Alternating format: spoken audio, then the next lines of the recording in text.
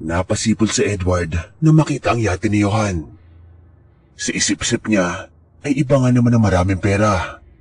Balita niya ay $1,000,000 ang winibidro ng lalaki mula sa Swiss accounts nito matapos itong mamatay kung sa bilibid kasama ng iba pang high-profile drug personalities. Malayang malaya na si Johan, yung pinaniniwalaan ng marami na patay na ito. Kaya naman pakrus-krus na lang ang walang hiya. Ang lakas pa ng loob mag-selfie sa background ng karagatan habang nakasuot ng branded na shades, sombrero, relo at may nakaipit pang Cuban cigar sa mga labi. Boss, untag ng pahinante ng truck nila habang nakikisilip sa cellphone niya. Tropa nyo? Tukoy nito kay Johan. Napalabi siya. Hindi agad siyang lumabas sa Facebook profile ni Johan. Ayaw niyang ma-associate dito. Wala siyang tropang pugante. Naligaw lang sa newsfeeds ko. Oh, pamilyar eh. Parang nakita ko na sa TV. Anong pahinante nilang si Eric. Napalunok si Edward. Malamang, pamilyar nga si Johan. Kailan lang ba napabalita ang pagkamatay nito? Hindi na lang siya nagsalita. Salip, pinanood na lang ng animal videos. Magbabayay sila ng mga produkto sa Samar. Mahaba ang paglalakbay nila mula pa sa Cavite. Dapat ay mga tauhan lamang nila ang gagawa noon. Ngunit naisipan niyang sumama para makapag-relax man lang. Hindi biro ang huling misyon niya. Na-stress siya nang gusto roon. Nang makitang nasa perla sila ay naganda na siya para isaayos ang mga papel nila para magbiyay sa barko. Nang makarating sa Samar, ay nanibago sa paligid si Edward. Tumindig lahat ng balahibo niya sa katawan. Pagbukas ng third eye niya, ay nakita niyang tambak ang mga kakaibang nilalang sa paligid. Karamihan ay engkanto. Napansin niyang isang lalaking saksakan ng puti ang nakamasid sa kanya. Naalala niya bigla ang mga elves sa The Hobbit. Ganoon na ganoon ang itsura ng lalaki.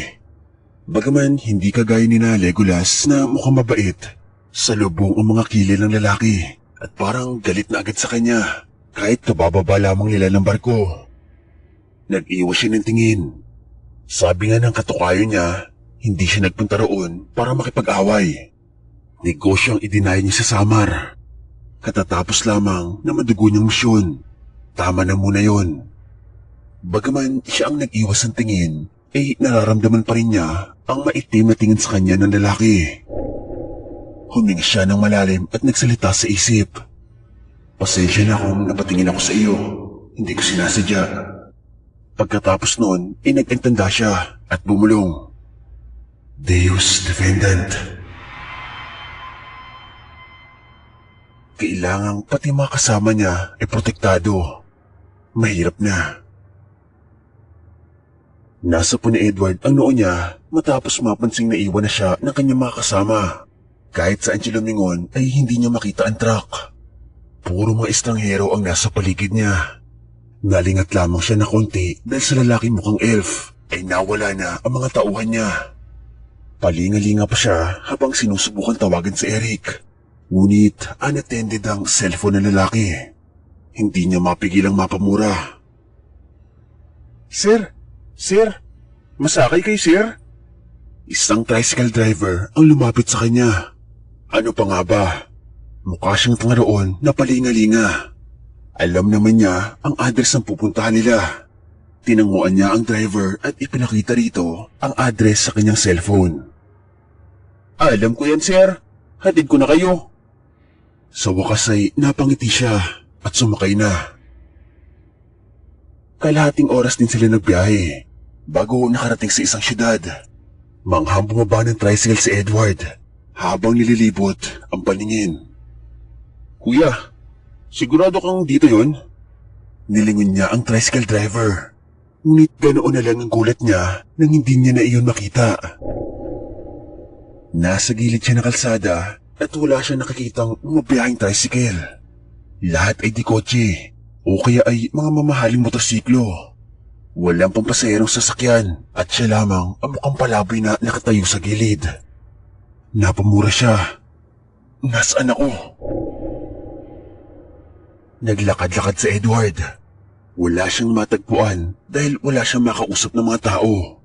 Lahat ay abala sa kani-kanyang buhay at walang panahon para kausapin siya. O baka naman ayaw talaga siyang kausapin dahil mukha nga siyang palaboy. Bakit hindi? Lahat ay tao ay may itsurang may sinasabi sa lipunan. Lahat ay kutis mayaman, mapuputi, makikinis at magaganda. Ang suot ng mga damit ay kigaganda. Parang mga rumarampas sa catwalk. Samantalang siya, mukhang pusang ligaw. Hindi siya tanga para hindi maginala ng hindi maganda. Pero ayaw niyong isipin na totoo ang nasa utak niya. Hindi niya kayang tanggapin. Muli, napamura siya at nasabing, "Tangina, naengkanto yata ako."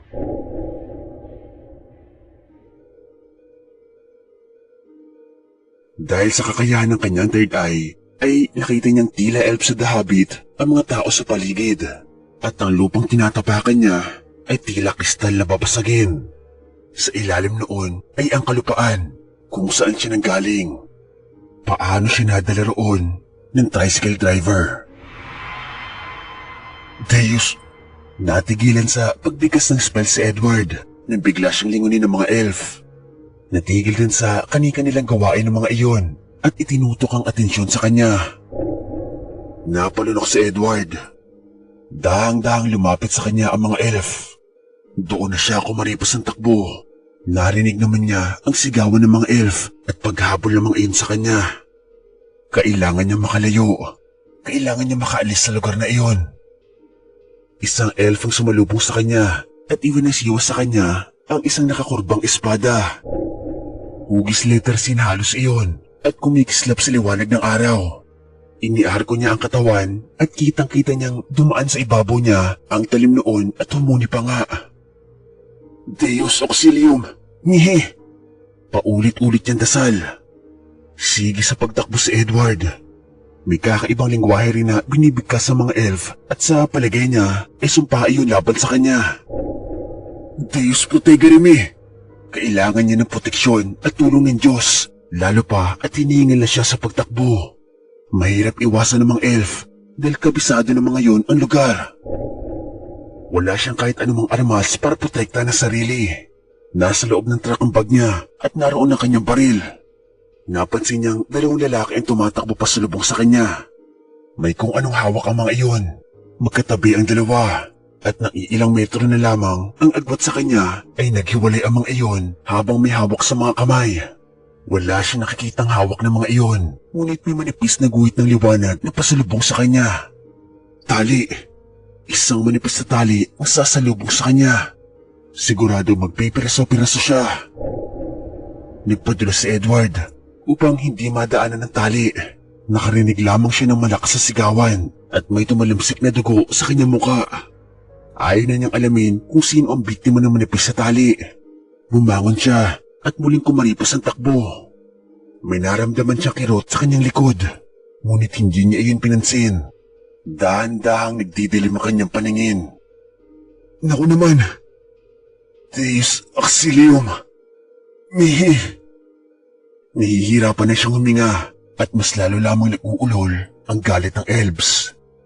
May bumoy sa likod niya na naging sanhi ng kanyang pagkatumba. Napasubsob siya sa kalsadang salamin. Nakikita niya ang mga tao sa ibaba noon. Itinihaya siya ng mga elf.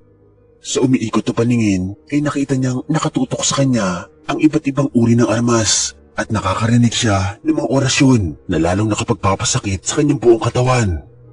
Tila pinipiga ang kaloob-looban niya. Gusto niyang magsuka. Nang pumailan lang ang huni ng isang agila, ay biglang naalarma ang mga elf. Nagsitingala ang mga iyon, pagkatapos ay nagpulasan. Sa kaitasan ng kalangitan ay isang figura ang nakita niya. Hugis tao, ngunit may pakpak ng malaking ibon. Paikot-ikot iyon na lumilipad. Anghel, ngunit bakit takot na takot doon ang mga elf? Anong klaseng nilalang ang dumating upang katakutan ng mababangis na elves? Lord, ikaw na po ang bahala.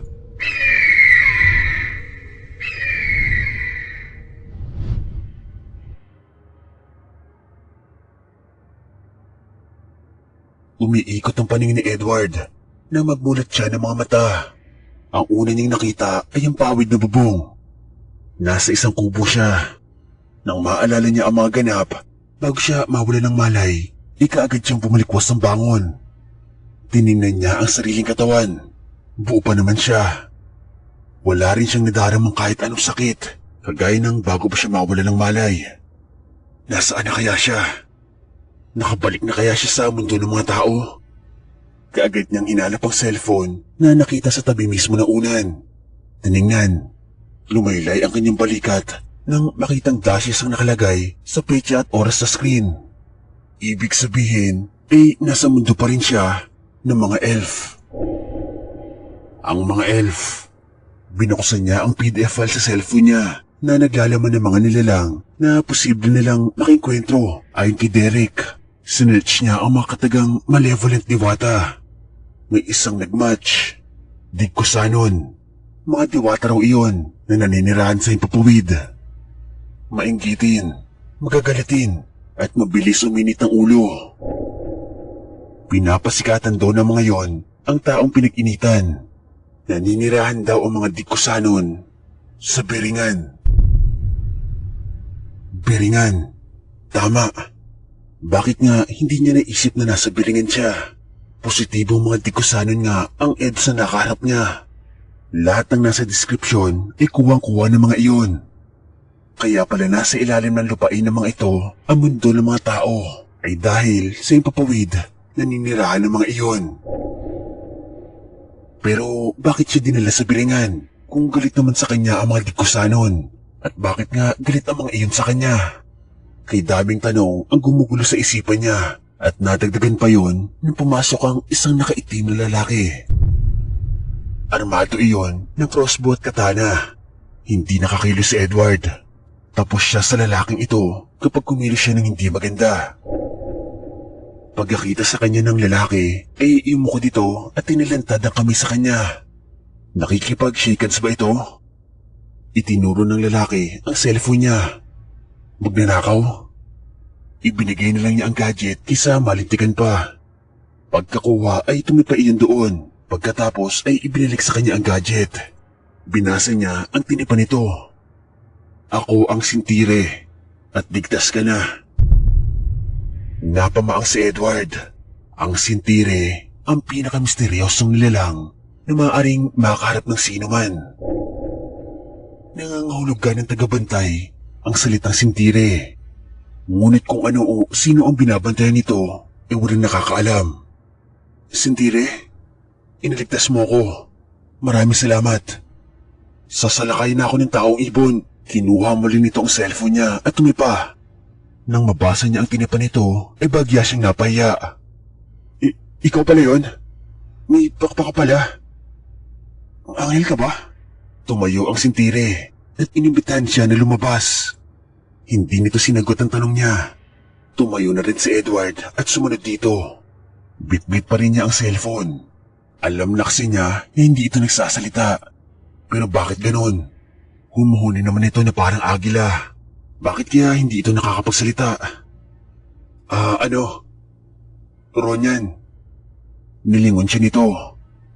Baka pwede mo akong tulungan makabalik sa mundo ng mga tao. Alam mo kasi may pamilya at mga kaibigan ako naghahanap sa akin at inilad nito ang palad. At alam niya ang ibig nitong sabihin. Ibinigay niya dito ang cellphone. Tutulungan daw siya nito dahil nasa kanya ang simbolo ng kapatid nito. Kailangan lamang niya magpagaling dahil nasa ilalim pa siya ng kapangyarihan ng mga digkusanon. Ngunit hanggat hindi siya tuluyang gumagaling ay kailangan niyang manatili sa Beringan kasama nito. Anong simbolo ng kapatid mo? At anong sumba? Wala siyang maintindihan sa sinabi nito. Itinuro ng sintire ang Metatron's Q bracelet niya. Pagkatapos ay sinuntok siya nito sa mukha. Aray! Bakit? Napamaang siya. Suntukan mo ulit. Pinagsusuntok siya ni Ronyan. Ngunit wala siyang nadamang sakit. Bakit ganoon? Ano nangyari? Iniangat nito ang t-shirt at mula sa talim na katana nito ay ipinakita sa kanya ang isang malaking sugat sa kanyang likod. Malapit sa balikat. Nangingitim na yun. May nakaumbok na bukol na anim yung mukha ng isang halimaw. May naniningkit na mga mata at bibig na may matatalim na ngipin. Kasing laki iyon ng kanyang kamao. Iyon marahil ang nadama niyang bumayo noong hinahabol siya ng mga dikusanon. Pinagpag niya iyon sa labis sa sindak, ngunit ayaw maalis. Wala rin siyang madamang sakit, wala siyang maramdamang kahit ano. Ayon sa sintiri, ay iyon na sumpa sa kanya ng mga dikusanon ang mawala ng pandama upang hindi niya malaman ang unti-unting paglamon sa kanya ng halimos sa likod niya. Iisa ang naglalaro sa isip noon ni Edward. Bakit? Bakit siya? Ang sabi ni Ronyan, matagal na magagalitin at maiinggitin at mapagmataas ang mga dikusanon. Maaari daw na mayroon siyang nainsulto sa pamamagitan ng pagtitig o may kinaingitan sa kanya. Naalala niya ang lalaking nakita niya pagbaba pa lamang ng barko. Iyon naman ang naunang tumingin sa kanya. Isa pa, isin itong humingi ng pasensya. Bakit pinarosaan pa rin siya? Ngunit sabi nga ng sintiri, mapagmataas sa mga dikusanon. Malamang ay hindi nga tatanggapin ng mga iyon ang paghingi niya ng dispensa. Napailing na lamang siya. Iniabot sa kanya ni Ronyan ang cellphone at binasa ang tinipan nito noon. Halika, pumunta tayo sa syudad ng araw.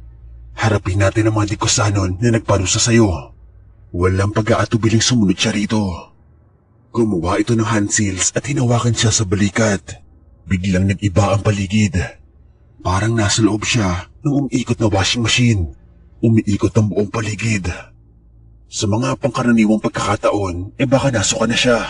Pero dahil sa kawalan ng pandama, ay hindi nahilo si Edward.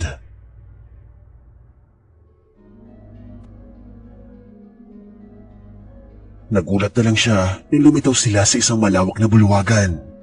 Napalilibutan sila ng halos isang dosenang dikusanon na nakasuot na kulay pilak na roba.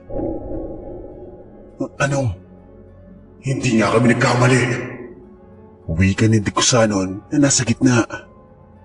Nahulaan na namin na dadaling ka rito ng sintiri. Kamusta?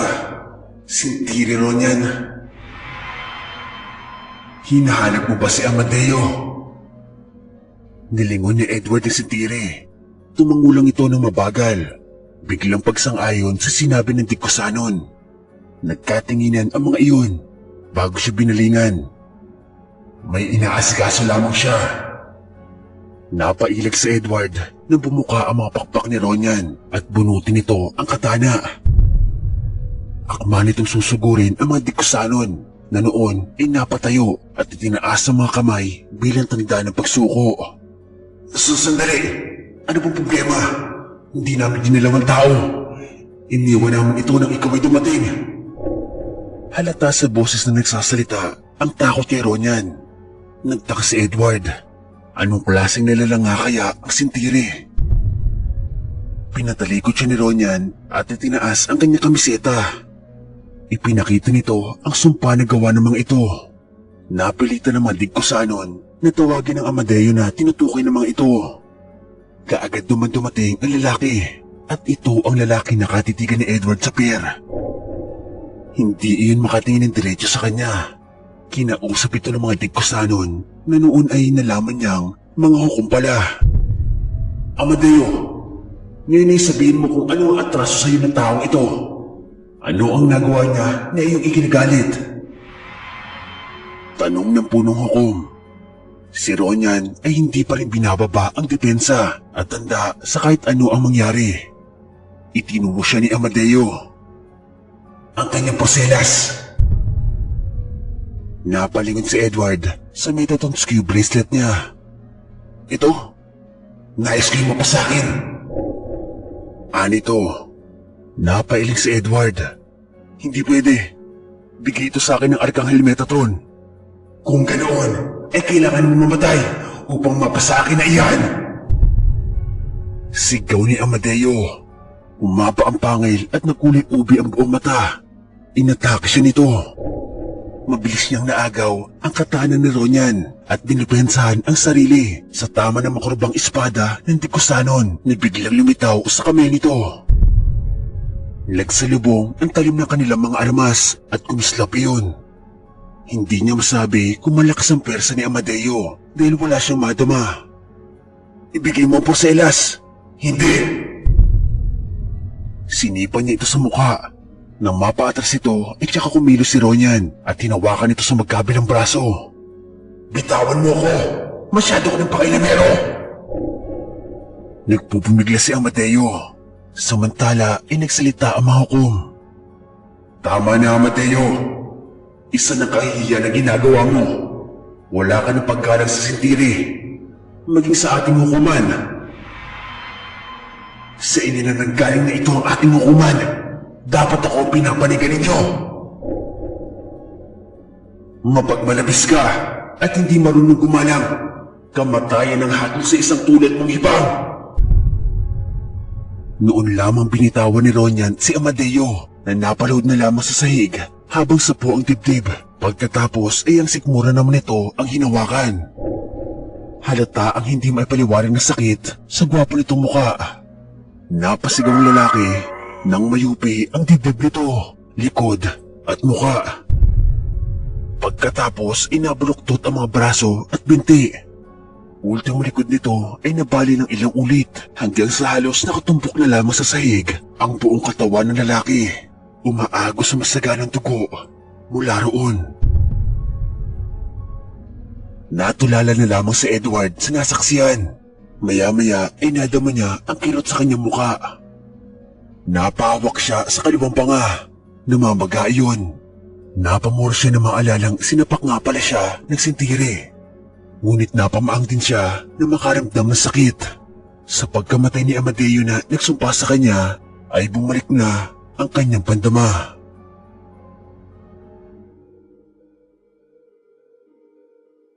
Humingi ng paumanhin ang mga hukom kay Edward. Ikinahihiya raw ng mga ito ang inasal ni Amadeo. Natural man daw na may gita naman digkusanon ay marunong naman magpatawad at humingi ng paumanhin ang mga ito. Umuo na lang siya at tinanggap ang paliwanag ng mga iyon para lang makauwi na siya. Baka iniwan na siya ng mga tauhan nila sa tagal niyang nanatili sa biringan. Pinayuhan siya ng sintiri na mag-iingat sa susunod na pagpunta ng Samar. Dahil naroon daw ang isa sa pinakamalaking lagusan patungong biringan. Maswerte raw siya kung mga dalakitno na makakasalubong niya. Ngunit ibang usapan ang mga digkusanon. Ingatan daw niya ang Metatron's Q bracelet. Dahil kapag nasa panganib siya at may anghel sa malapit, ay maaaring tawagin ng porselas ang anghel upang tulungan siya. May sasabihin pa sana siya, ngunit nang mapag-isip-isip niya ang sinabi ni Ronyan, ay parang natigilan siya. Tumatawag daw ng anghel na nasa malapit ang bracelet niya. Ibig sabihin, si Ronyan ay... Mabilis itong gumawa ng hand seals at hinawakan siya. Biglang umikot ang paligid. Hilong-hilo si Edward, kaya naman napasubsob siya at nagsuka.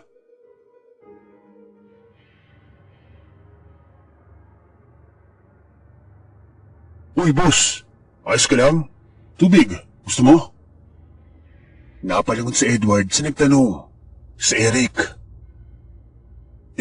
Eric? Lito niyang tanong bago nagpalingalinga. Naroon siya sa gilid ng pier at nagsusuka sa tabi ng basurahan. Nakita niyang pababa pa lamang ang kanilang truck sa barko. Boss, tubig oh. Inabutan siya ni Eric ng bottled water. Wala sa sariling tinanggap niya iyon at ininom. Inalala niya ang mga nangyari. Talaga bang nanggaling siya sa biringan at nakilala ang sintire? Parang nanaginip lamang siya.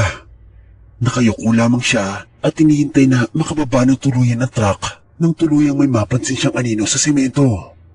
Isang tao na may malalaking pakpak at lumipad sa kalangitan.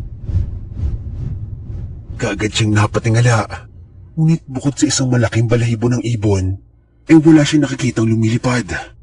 Sakto sa kami niyang bumagsak ang balahibo. Napansin iyon ni Eric. Loh, ang laki niyan boss ah. Pakpak ng anghel?